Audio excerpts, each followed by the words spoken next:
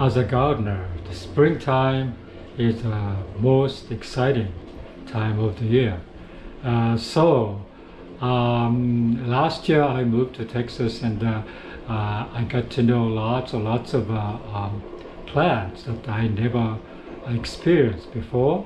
And I used to live in like South Carolina, Iowa, Michigan, and Colorado. So all these places, I had experience in gardening, especially in Michigan and Colorado. So those places are relatively cold weather. So when I got to Texas, I was so excited that wow, so different plants are growing here. For example, last summer, I noticed rose of Sharon and the Crape Myrtle are very rampant here and beautifully blooming. And it's a relatively long flowering season. So wow, I got those, and so pretty much like a middle of because of those on sale. That means it's a little bit late in the season, maybe July or August even. I found these Crape Myrtles and Rose of Sharon. I think I got it relatively early, like probably June maybe. But anyway, I planted those, so I was hardly contain myself to look at those this spring. When do they come out and leaf out and start to flower? So all the roses, roses is very strange. I think roses remains green very late, and I think even this particular winter, they somehow retain the leaves kind of a green, and but then again, when the spring comes, the new leaves comes out, and of course, if it's relatively cold, like 30 degrees or 25 degrees comes, it came or so, and the leaves die. But roses are relatively very tough in this neighborhood. So I was glad looking at those early spring. Wow, the roses start to leaf out, and all the buds are on the twigs, and it's very exciting.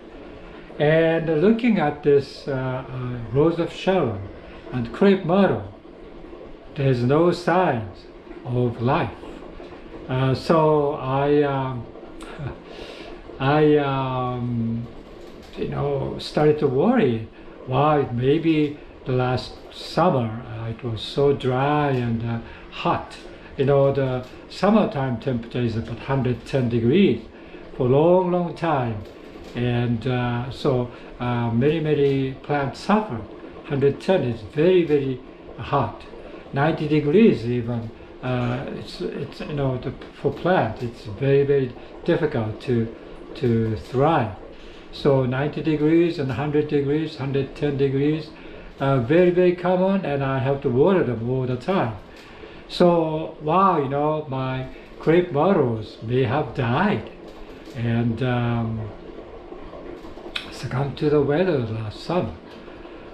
But then again, I was looking at internet to do a research, and it turns out both of them, Rose of Sharon especially, very late to leaf out, and it's leaf out probably middle of May to even June, and Crape Myrtle also very late.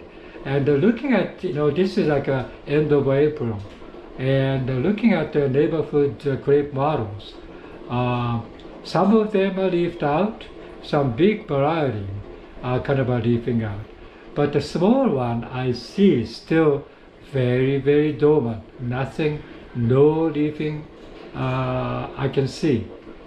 So wow, it is very, very strange for me, coming from a little bit north. I would say to see the plants behave like that. So of course they come out late, and therefore the summertime, they love the summertime temperature. I think both Crape Myrtle and Rose of Sharon. So they bloom long time. I was impressed last year how long that they bloom. They bloom like Octoberish, even some Novemberish. They still blooming.